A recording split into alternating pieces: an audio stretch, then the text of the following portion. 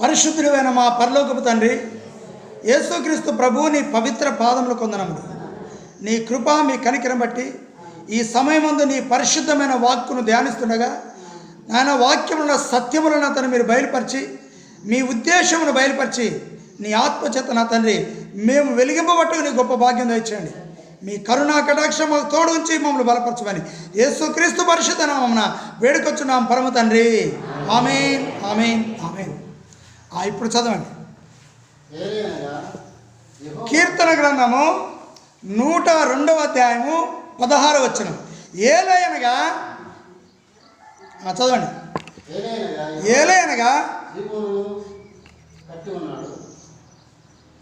ఏలయనగా యెహోవా సియోనును కట్టి ఉన్నాడు. ఆయన తన మహిమతో ప్రత్యక్షమాయను. ఆయన దిక్కులేని దరిద్రుల ప్రార్థన నిరాకరింపక వారి ప్రార్థన వైపు తిరిగి ఉన్నాడు. యేసుక్రీస్తు నామమునకే మహిమ కలుగును గాక.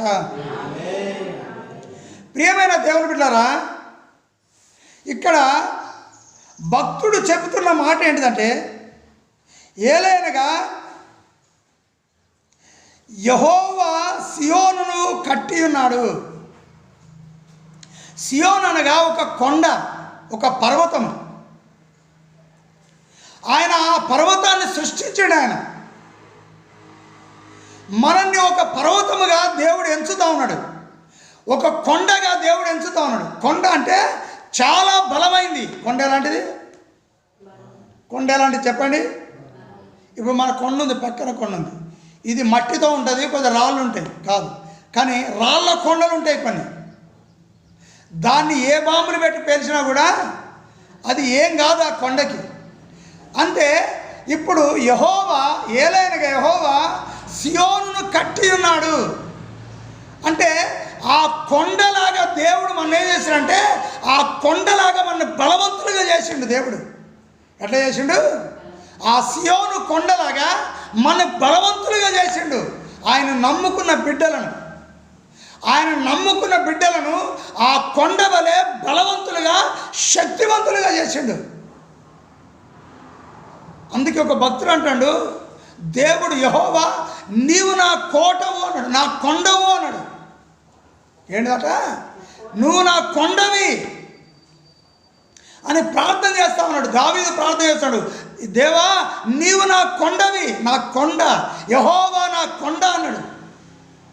అంటే దేవుడు కూడా మరి కొండ వలె, కొండ కంటే అంతకంటే బలవంతుడైన దేవుడు, ఆ కొండలను పుట్టించిన దేవుడు ఆయన. అందుకే మనల్ని ఆయనందు విశ్వాసం ఉంచిన బిడ్డలను ఆ కొండలాగా ఎంచుతాడు. ఆ కొండ ఎంత బలమైందో మనము కూడా దేవుని సన్నిధిలో అంత బలమైన వారం మనము. కనుక మనం సిగ్గుపడద్దు, మనం బాధపడద్దు, మనము రోదన చెందొద్దు. కనుక దేవుని యొక్క సన్నిధిలో దేవుని యొక్క మాట ప్రకారంగా జీవిస్తే మనము దేవుడు లాగానే బలవంతులుగా ఉండి ఈ లోకంలో వచ్చే ప్రతిదాన్ని మనం జయించగలుగుతాం. చూడండి, సియోనును కట్టి ఉన్నాడు. ఆయన తన మహిమతో ప్రత్యక్షమాయన. ఎక్కడ ప్రత్యక్షమాయడు? ఆయన మహిమతో. ఆ మహిమ గల దేవుడు ఏమైందంటే ఆ కొండ మీదకి ప్రత్యక్షమైండు. ఆ కొండ మీదకి ప్రత్యక్షమైండు. అట్లనే మనం ఆయన కొండ అయినాం కనుక ఆయన ఏమైపోయాడు? మన మీద ప్రత్యక్షమైండు. ఆయన మన మీద ప్రకాశించిండు. ఆయన మన మీద ప్రకాశించండు. అందుకే కొత్త నిబంధనలు ఉంటుంది, పౌలు గారు అంటాడు, క్రీస్తు నీ మీద ప్రకాశించును, లెమ్ము తేజరిల్లము, క్రీస్తు నీ మీద ప్రకాశించుచున్నాడు అన్నాడు. లెమ్ము తేజరిల్లము, క్రీస్తు నీ మీద ప్రకాశిస్తున్నాడు. అందుకే ఈ కొండలాగా బలమైన వారిగా, క్రీస్తులో మనం బలమైన వారిగా ఉంటే ఆయన ఏం చేస్తారంటే మహిమ స్వరూపిగా ఆయన మహిమతో మన మీద ప్రత్యక్షమవుతాడు. ఆయన మనలో ఉండి ప్రజల్ని రక్షిస్తూ ఉంటాడు, మనలో ఉండి ప్రజలకు బోధిస్తూ ఉంటాడు, మనలో ఉండి ప్రజలకు మేలు చేస్తూ ఉంటాడు, మనలో ఉండి ఆ ప్రజలకు గొప్ప కార్యాలు జరిగిస్తూ ఉంటాడు. ఆయన దగ్గరకు వచ్చిన ప్రతి వారిని ఆయన స్వస్థపరుస్తూ ఉంటాడు, విడిపిస్తూ ఉంటాడు. ఆయన ప్రత్యక్షమైండు. కనుక ప్రియమైన బిడ్డలారా, దేవుడు మన మీద ప్రత్యక్షమైనడు. ఆయన మన మీద ధరించబడి ఉన్నాడు. ఆయన మహిమతో మనల్ని కప్పిండు. ఆ మహిమ గల దేవుడు మన చుట్టూ నిలిచినాడు. మనం సిగ్గుపడాల్సిన అవసరం లేదు, మనం భయపడాల్సిన అవసరం లేదు.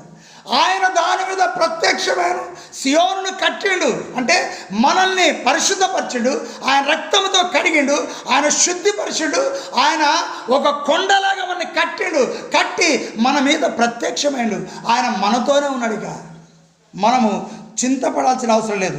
అయితే ఆయన తన మహిమతో ప్రత్యక్షమైన ఆయన దిక్కులేని దరిద్రుల ప్రార్థన నిరాకరింపక వారి ప్రార్థన వైపు తిరిగి ఉన్నాడు. మనం చేసే ప్రార్థన ఇప్పుడు ఏం చేస్తాడు? ఆయన వింటాడు. ఎవరు చేసే ప్రార్థన వింటాడు? మనం చేసే ప్రార్థన. ఆయన కొండగా ఎవరైతే ఉంటారో, ఆయన సియోనుగా ఎవరినైతే ఆయన కట్టిండో, ఆయన బిడ్డగా కట్టిండో, స్థిరపరిచిండో, మరి ఆయన బలపరిచిండో, ఎవరినైతే తన కొండగా చేసుకున్నాడో, ఆయన ఎల్లప్పుడూ ఆయన ప్రత్యక్షమై ఆ కొండ మీద నివసించేవాడు. ఆ కొండనే మరి దేవుని కొండ అని పిలువబడ్డది. సియోను కొండ దేవుని కొండ అని పిలువబడ్డది. దేవుని యొక్క పర్వతం అని పిలువబడ్డది. అంటే ఇప్పుడు దేవుని యొక్క కొండలము, దేవుని యొక్క పర్వతములు, దేవుని యొక్క బిడ్డలం మనం. కనుక ఆ కొండ దేనికి భయపడదు, బాంబులకు భయపడదు, తుపాకులకు భయపడదు, దాని మీద ఎంతమంది ఎక్కినా భయపడదు. భయపడుతుందా? ఎన్ని కర్రలు తీసుకొచ్చినా భయపడుతుందా కొండ? శిలకుమార్, ఈ ఊరంతా కర్రలు పట్టుకొని పోయారనుకో ఆ కొండ మీదకి, కర్రలతో కొడతాను, భయపడుతుందా? భయపడదు. ఎందుకు? దేవుడు ఆ కొండ ఎట్లయితే భయపడదో దానికి జీవం లేదు కాబట్టి భయపడదు. మనకు జీవం ఉంది, మనం కూడా ఆ కొండలాగానే ధైర్యంగా ఉండాలి. ఆ కొండైన దేవుడు మన మీద ప్రత్యక్షమై మన మీద ఉన్నాడు, మనతో ఉన్నాడు. ఎవరితో ఉన్నాడు? ఆయన మనతో ఉన్నాడు. అందుకే మనం తప్పకుండా దేవుని యొక్క మహిమను పొందువారుగా మనం ఉండాలి.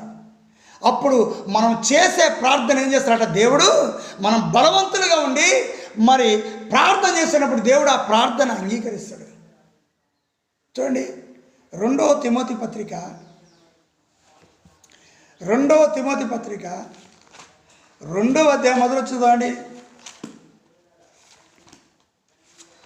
2వ తిమోతి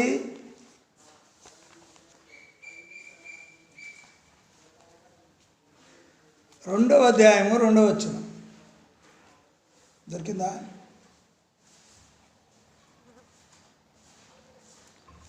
మొదటి వచనం,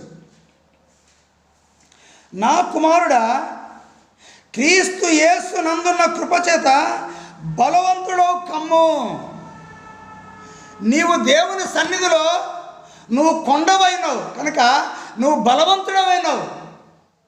ఇప్పుడు ఎవరి ద్వారా మనకు బలం వస్తుంది? యేసు క్రీస్తు నందున్న కృపచేత, నా కుమారుడా, నా కుమారి, క్రీస్తు యేసు నందున్న కృపచేత బలవంతుడో కమ్ము. నువ్వు బలవంతుడో కావాలా, శక్తివంతుడో కావాలా. అప్పుడే ఓకే. ఏంది నిద్ర? ఆగట్లేదు నిద్ర. బలవంతులమైన మనలతో బలవంతులం, మనము శక్తివంతులం. యేసయ్యను నమ్ముకున్న ప్రతి వారు కూడా బలవంతులే. అందుకే ఇక్కడ అంటాడు, క్రీస్తు యేసునందున్న కృపచేత బలవంతుడో కమ్ము. నువ్వు బలవంతుడో కావాలా? నువ్వు బలహీనుడు ఉన్నావా? ప్రార్థనలో బలహీనుడు ఉన్నావా? సాక్ష్యం ఇచ్చే విషయంలో బలహీనుడు ఉన్నావా?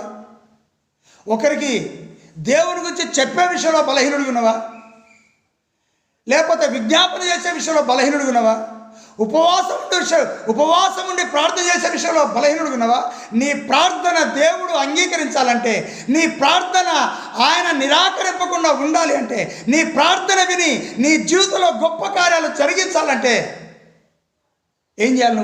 నువ్వు బలాన్ని దేవుని శక్తిని పొందాలి. నువ్వు బలహీనుడో కావద్దు, బలహీనురాలో కావద్దు. ఓకే, బలహీనుడు బలవంతుడుగా ఉండాలా, బలవంతురాలుగా ఉండాలా. దేవుని శక్తిని నువ్వు ఎట్లా పొందుతావు? ఆయన సన్నిధిలో మోకరించి, అయ్యా నన్ను నీ కృపచేత నన్ను బలవంతుడుగా చెయ్యి నీవు అడిగితే దేవుడు తప్పకుండా ఆయన బలము నీకు అనుగ్రహించి ఈ లోకంలో మనుషులు పెట్టే ఏ బాధకైనా భరించి దేవుని కోసం నువ్వు నిలబడగలవు. మనుషులు ఆ కొండను ఏ విధంగా చేయలేరో నువ్వు నమ్మిన యేసయ్య ఆయన కొండ అయినాడు కాబట్టి ఆ కొండ నీ కొండ మీద ప్రత్యక్షమైనప్పుడు నిన్ను ఎవరు ఏమీ చేయలేరు. ఆయన ఆజ్ఞ ఉంటేనే నీకేదైనా జరుగుతుంది, ఆయన ఆజ్ఞ లేకుండా నీకేం జరగదు. అందుకే మరి క్రీస్తు యేసు కృపచేతనే, ఆయన ఉచితమైన కృపచేతనే, ఆయన కనికరము చేతనే నువ్వు బలవంతుడు కావాలంటే ఆయన సన్నిధిలో నువ్వు ప్రార్థన చేస్తూ మొరపెడుతూ దేవుని శక్తిని పొంది నువ్వు బలవంతుడిగా ఉండాలి, బలహీనుడు కావద్దు. కనుక ప్రేమేంద్రులారా, అందుకే నీకు దేవుని శక్తి కావాలంటే, దేవుని ఆత్మతో నన్ను నడిపింపడాలంటే, దేవుని ఆత్మశక్తిని ఆవరించాలంటే, ఆయన యొక్క మహిమ నీ మీద నిలిచి ఉండాలంటే నువ్వేం చేయాలా? దేవుని సన్నిధిలో ఉపవాసం ఉండి కన్నీళ్లు కార్చి ప్రార్థన చేయి. దేవుడు తన శక్తిని నీకు అనుగ్రహిస్తాడు. అప్పుడు అపవాది నిన్నేమీ చేయలేడు, దుష్టులు నిన్నేమీ చేయలేరు, అధికారులు నిన్నేమీ చేయలేరు, గ్రామస్తులు నిన్నేమీ చేయలేరు. గ్రామంలో ఉన్న మరి అపవాది అనుచరులు నిన్నేమీ చేయలేరు. వారు నిన్ను చూసి భయపడి వారు తొలగిపోతారు, పారిపోతారు. కనుక ప్రియమైన దేవునిలారా, దేవుని యొక్క సన్నిధిలో నువ్వు ఏ స్థితిని కలిగి ఉన్నావు? దేవుని యొక్క శక్తిని పొందే రీతిలో నువ్వు ఉన్నావా? దేవుని శక్తి చేత నువ్వు నడిపింపబడుతున్నావా? దేవుని యొక్క ఆత్మ చేత నువ్వు నడిపింపబడుతున్నావా? చూడండి, అదే కీర్తన గ్రంథంలో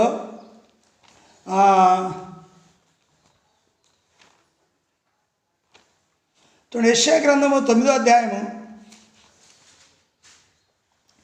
యెషయా గ్రంథము 9వ అధ్యాయము 6వ వచనం. ఏలైనగా మనకు శిశువు పుట్టెను, మనకు కుమారుడు అనుగ్రహింపబడెను, ఆయన భుజముల మీద రాజ్యభారం ఉండును. ఆశ్చర్యకరుడు, ఆలోచనకర్త, బలవంతుడైన దేవుడు, నిత్యులకు తండ్రి, సమాధానకర్తయగు అధిపతి అని అతనికి పేరు పెట్టబడును. ప్రియమైన దేవుని బిడ్డలారా, ఆయన ఏలైనగా మనకు శిశువు పుట్టాను. ఎవరు మనకు శిశువు పుట్టాడు? యేసయ్య మన కొరకు పుట్టిండు. ఆయన మనకు కుమారుడు అనుగ్రహింపబడ్డాడు. ఆయన ద్వారానే ఇప్పుడు మనకు పాప క్షమాపణ కలుగుతుంది. ఆయన ద్వారానే నీతిమంతులుగా మార్చబడుతున్నాం. ఆయన ద్వారానే పరిశుద్ధులుగా మార్చబడుతున్నాం. ఆయన ద్వారానే ఆయన శక్తిని పొందుతా ఉన్నాం. అందుకే ఆయన ఏమైనాడట? ఆయన భుజముల మీద రాజ్యభారం ఉండును. ఆశ్చర్యకరుడు, ఆలోచనకర్త, బలవంతుడైన దేవుడు. ఓకే,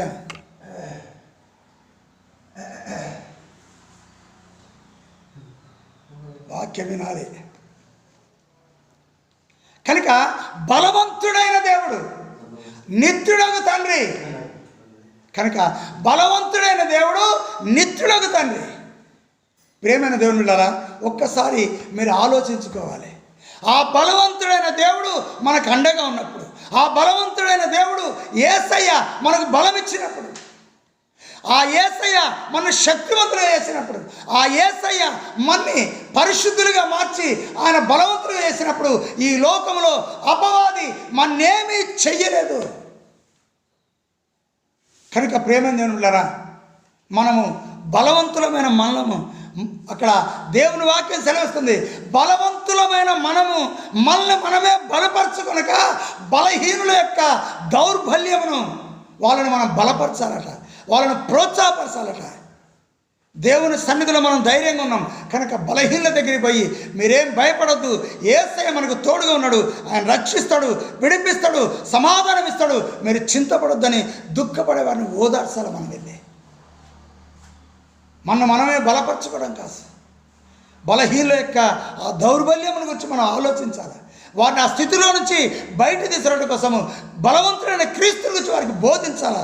అట్టి కృప మనం తప్పకుండా ఆయన దగ్గర పొందాలి మనం. అందుకే చూడండి, ఆయన బలవంతుడైన దేవుడు, ఆయన మనకు తోడుకుంటాడు కనుక మనము చింతపడద్దు.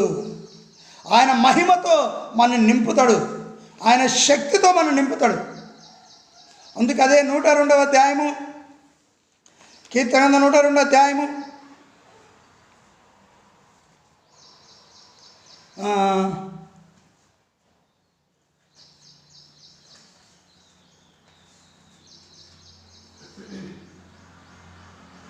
27 వచ్చిందా అన్న? రాత్రి మెలకువగా ఉండి 102:27 122:27 నీవు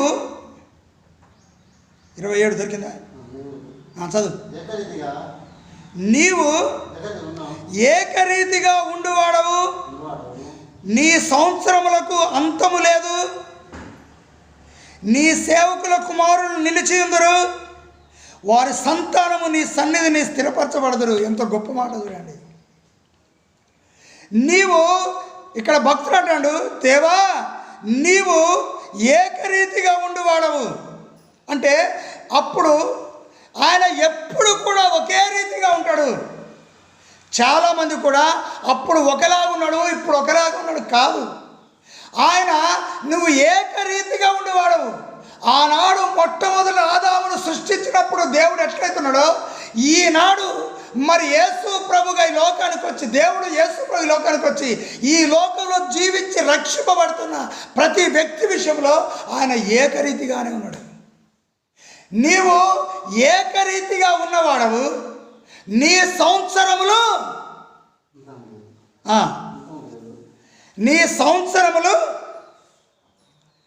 అంతము లేదట. నీ సంవత్సరములకు అంతము లేదు. కనుక ఈ దేవుడు సృష్టించిన ఈ సంవత్సరాలకి అంతము లేదుగా. ఆయన ఎల్లప్పుడూ జీవిస్తాడు, ఆయన ఎల్లప్పుడూ జీవించేవాడు. ఎన్ని సంవత్సరాలంటే ఇక సంవత్సరాలకు అంతము లేదు. వాళ్ళు యుగ యుగాలు దేవుడు జీవిస్తూ ఉన్నాడు. అదేవిధంగా ఆయన యుగ యుగాలు జీవిస్తున్న దేవుడు కనుక, యుగ యుగములు జీవించే దేవుడు కనుక తన బిడ్డలు ఏం చేస్తారట, తన సేవకుల కుమారులు నిలిచియుందురు. మనం ఎవరు కుమారులు? ఇప్పుడు సేవకుల యొక్క కుమారులు మనం. నీ బిడ్డలు ఉన్నారు, నువ్వు దేవుని సేవకుడివి, సేవకురాలివి, నీ కుమారులు ఉన్నారు. నీ సేవకుల కుమారులు నిలిచి ఉందరు. వాళ్ళు దేవునికి విరోధులుగా మార్చబడరు, వారు నిలిచి ఉంటారు. మనము కూడా నిలిచి ఉంటాం. మనం పడిపోము, అపవాదికి లోబడము, అపవాది శక్తులకు లోబడము, అపవాది క్రియలకు లోబడము, అపవాది యొక్క కార్యాలకు లోబడము. మనం పడిపోము, మనం నిలిచి ఉంటాం. ఎందుకు? మన బలవంతుడైన దేవుడు మనల్ని నిలబెడతాడు, ఆశీర్వదిస్తాడు, దీవిస్తాడు. మనము భయపడాల్సిన అవసరం లేదు, చింతపడాల్సిన అవసరం లేదు. అందుకంటాడు, వారి సంతానము నీ సన్నిధిని స్థిరపరచబడదు. మనం ఎక్కడ ఉంటాం? మనందరం కూడా మనం ఎవరి సంతానము? యేసయ్య సంతానం. ఎవరి సంతానం? ఎవరి ద్వారా రక్షణ దొరికింది మనకి? యేసయ్య ద్వారా రక్షణ దొరికింది. యేసయ్య ద్వారా మనకు విడుదల దొరికింది. యేసయ్య రక్తం ద్వారా మనం నీతిమంతులుగా మార్చబడ్డాం. యేసయ్య రక్తం ద్వారానే పరిశుద్ధులుగా మార్చబడ్డాం. యేసయ్య రక్తం ద్వారానే మనం ఇప్పుడు పవిత్రులమైనం, మనం స్థిరపరచబడ్డాం. కనుక ఆయన సన్నిధిలో మనం స్థిరపరచబడ్డాం. ఆయన యొక్క వంశంలో ఉన్నవారు. ఆయన ఈ లోకానికి ఎట్లా వచ్చాడు? నరుడిగా వచ్చాడు. కనుక నరులందరూ కూడా ఆయన వంశంలోనికి వస్తారు, యేసయ్య వంశంలోకి వస్తారు. ఈ యేసయ్య వంశంలో ఉన్నవారందరూ, యేసయ్య సంతానంలో ఉన్నవారందరూ. ఇప్పుడు ఆయన ఎవరి సంతానము? స్త్రీ సంతానం. ఎవరి సంతానం? ఆయన తనకు తండ్రి లేడు. యేసయ్యకి తండ్రి తల్లి కలయిక వల్ల యేసు ప్రభు పుట్టలేదు.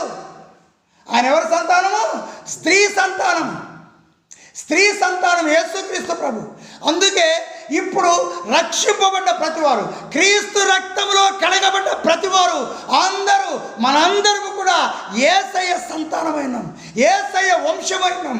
కనుక ఇక మనం స్థిరంగానే ఉంటాం. మరి పడిపోయే వాళ్ళంతా రిప్కాక, పడిపోయే వాళ్ళంతా ఎక్కడ ఉంటారు?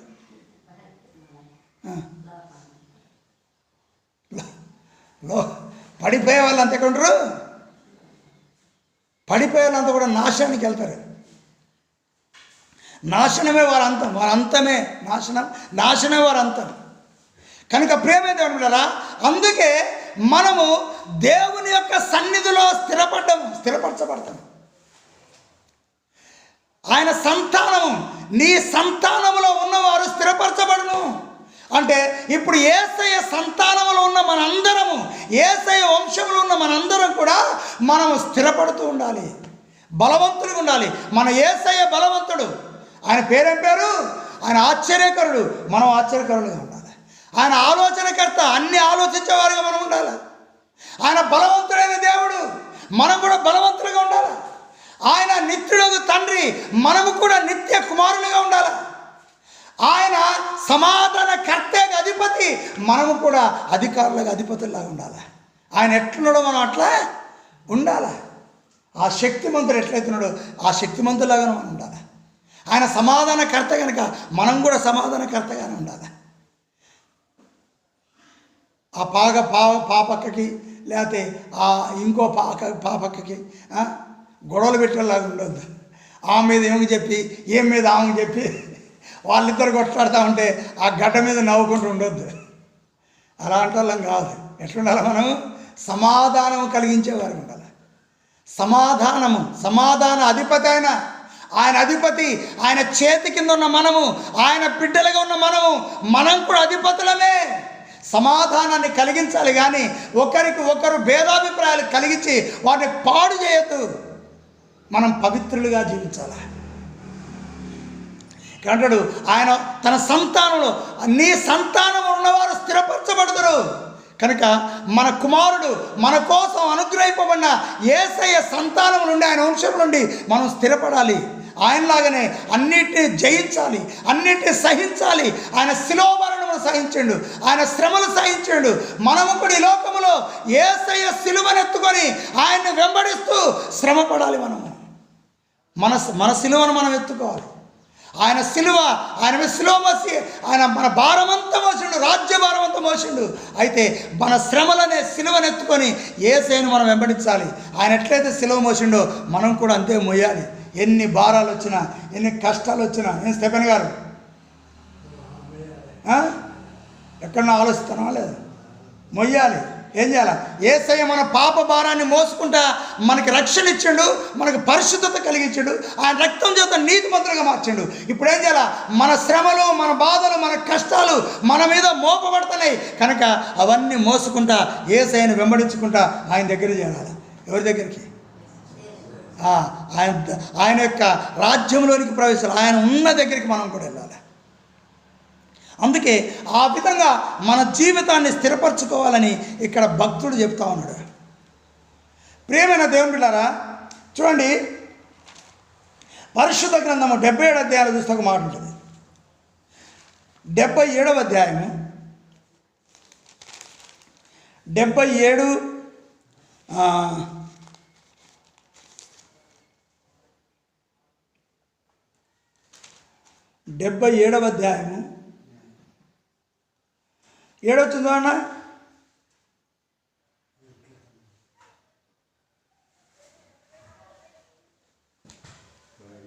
77:7.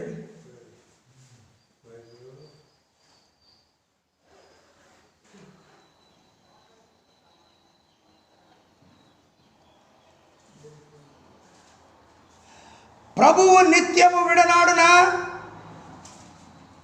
ఆయన ఇంకెన్నడూ కటాక్షింపడా, ఆయన కృప ఎన్నటికీ లేకుండా మారిపోయినా, ఆయన సెలవిచ్చిన మాట తరతరములకు తప్పిపోయినా, దేవుడు కటాక్షింప మాననా, ఆయన కోపించి వాత్సల్యత చూపకుండునా. ఇక్కడ భక్తులు అంటాడు, ప్రభువు నిత్యం విడనాడునా. ఆయన విడనాడాడు. ఎవరస్తక్క? ఆయన విడనాడాడు. ఏం పాపక్క? ఆ కళ్ళు కడుక్కొని రండి. కళ్ళు కడుక్కొని వస్తే వాక్యం వినొచ్చు. కనుక ఆయన కటాక్షిస్తాడు, ఆయన విడిపిస్తాడు, ఆయన కృప ఎన్నటికి కూడా మానిపోదు. ఆయన సెలవిచ్చిన మాట తరతరములు తప్పిపోదు. ఆయన దేవుడు కటాక్షింప మానడు. ఎందుకంటే చూడు,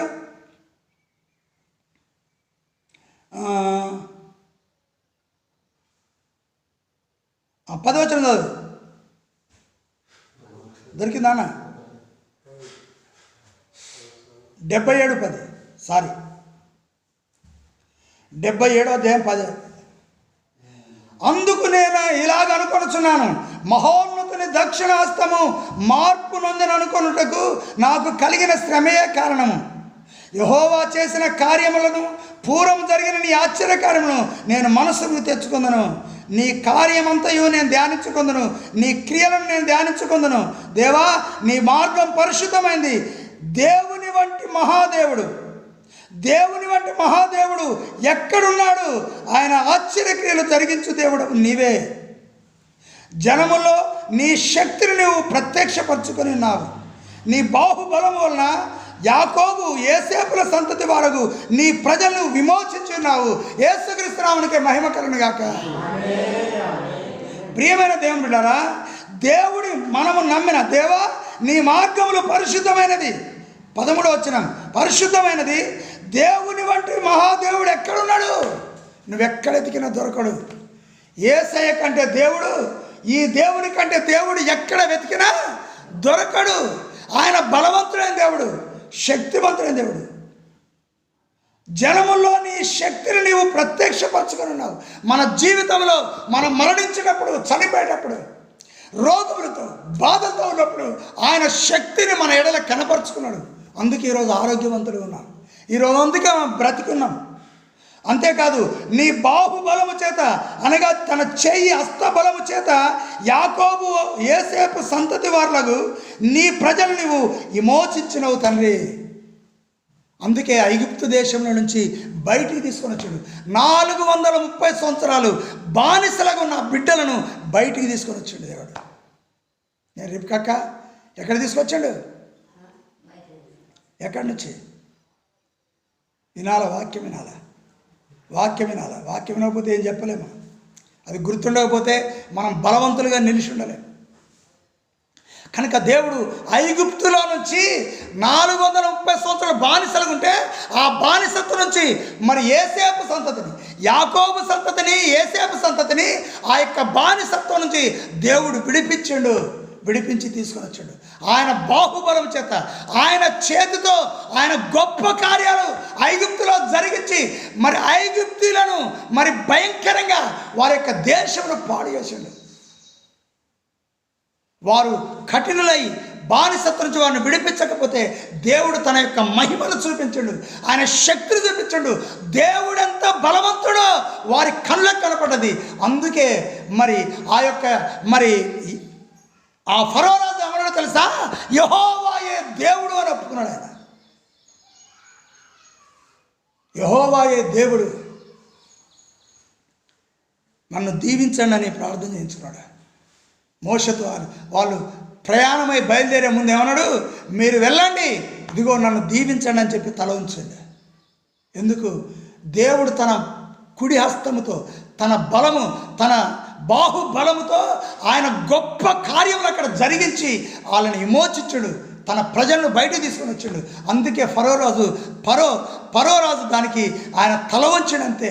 యెహోవాయే దేవుడు అని నన్ను దీవించండి అన్నాడు. ప్రేమైన దేవుని బిడ్డలారా, దేవుడు శక్తిమంతుడైన దేవుణ్ణి మనం అనుసరిస్తున్న మన సంగతి మనం మర్చిపోకూడదు.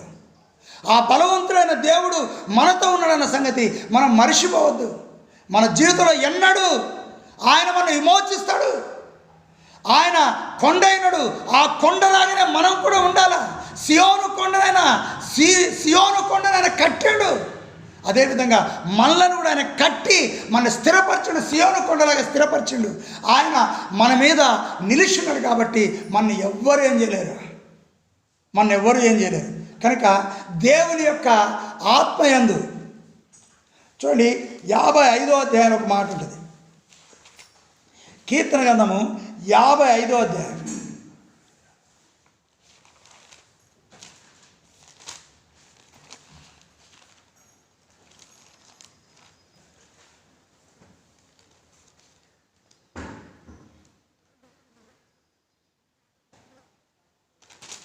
55వ అధ్యాయము 19 చూడండి.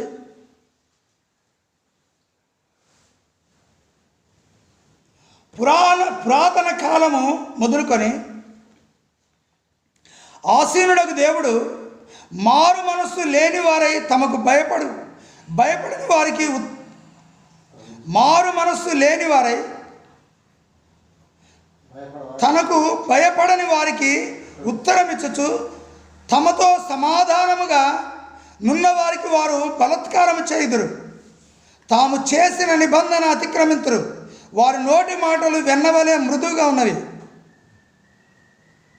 చూడండి 22 వచ్చిన చదువుదాం. 22 వచ్చిన నీ భారము యెహోవా మీద మోపము, ఆయనని నాదుకొనును, నీతి మంత్రులను ఆయన ఎన్నడూ కదలనీయడు.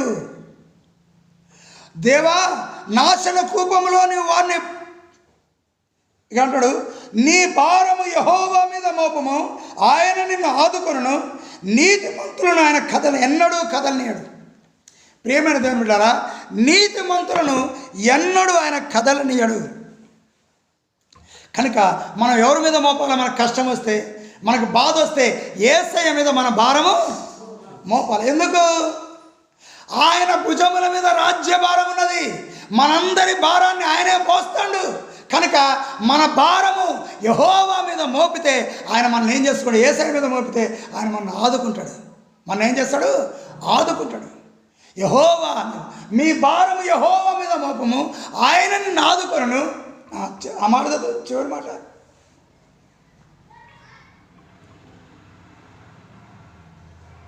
తీయలేదా?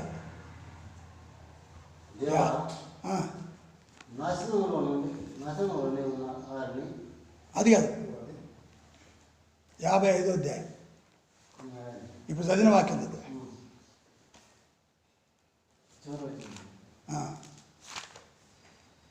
55వ అధ్యాయం చివరి మాట ఉంటుంది. 22 వచ్చినమ్మా. నీ భారము యెహోవా మీద మోపము, ఆయనని నాదుకొనును, నీతి మంతులను ఆయన ఎన్నడూ కదలనీయడు. ఎవరిని కదలనీయడట? మరి దేవుని యందు బలవంతులైన వారు ఎవరు? నీతిమంతులు. ఆయన రక్తంలో కడగబడిన వారు నీతిమంతులు. వారిని ఏం చేస్తారట? దేవుడు నీతిమంతులను ఆయన ఎన్నడూ కదలనీయడు. కదలంది ఏంటి చెప్పండి? అందుకే వాక్యంలో ఒక మాట ఉంది, కీర్తన గ్రంథంలో ఉంటుంది, యెరూషలేము చుట్టూ పర్వతములు ఉన్నట్లు, యెరూషలేము చుట్టూ పర్వతములు ఉన్నట్లు ఆయన ప్రజల చుట్టూ ఆయన నిలిచిన్నాడట. ఆయన ప్రజల చుట్టూ ఎవరున్నారు?